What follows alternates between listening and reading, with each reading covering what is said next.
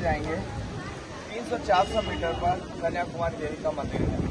Walking distance minimum 5 से 10 minute. 10 minute में आप कन्याकुमारी देवी पहुंच जाएंगे।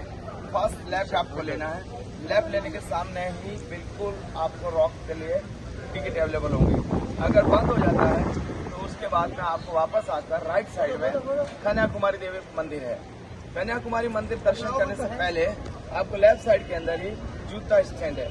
आपको सभी जूते स्टैंड में ही रखने हैं, बाहर किसी को नहीं रखने हैं। अगर बाहर रखेंगे चोरी हो जाएंगे।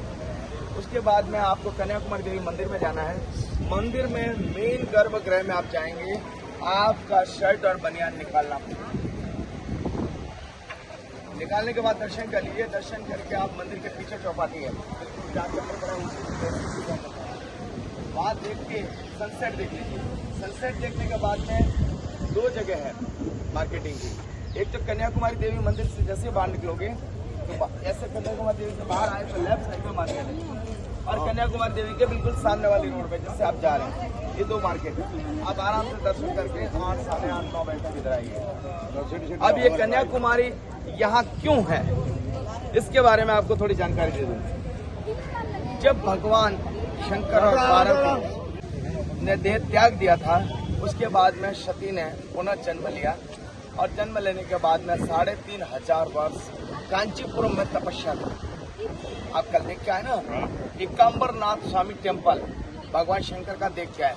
उसके पीछे एक आम का पेड़ था, आप देख के आए होंगे। उससे वहाँ बैठकर 3500 वर्ष तपस्या की। फिर यहाँ आकर तपस्या की। जब भगवान शंकर प्रसन्न हो गए, लेकिन उस समय उनके शादी करने का योग नहीं था।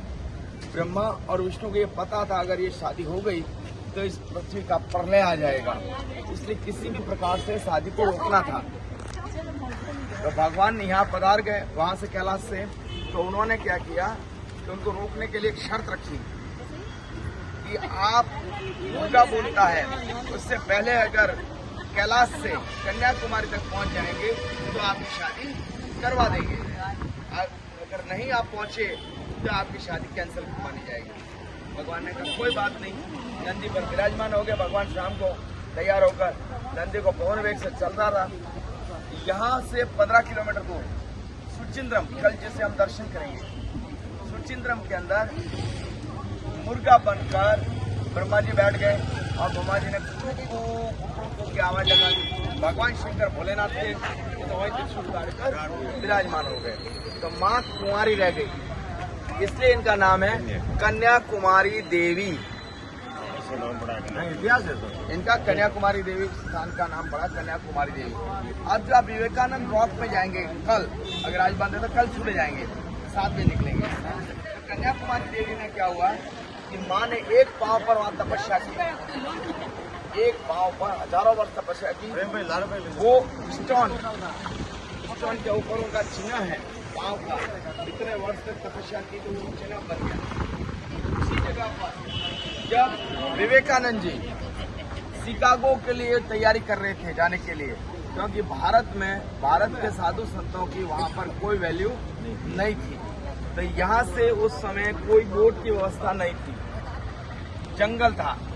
भगवान विवेकानंद जी यहाँ आए, उन्होंने पानी में तैर कर उस तरफ गए जहाँ पर पार्वती जी का पांव है। वहाँ पर उन्होंने 2.5 दिन तक तपस्या की।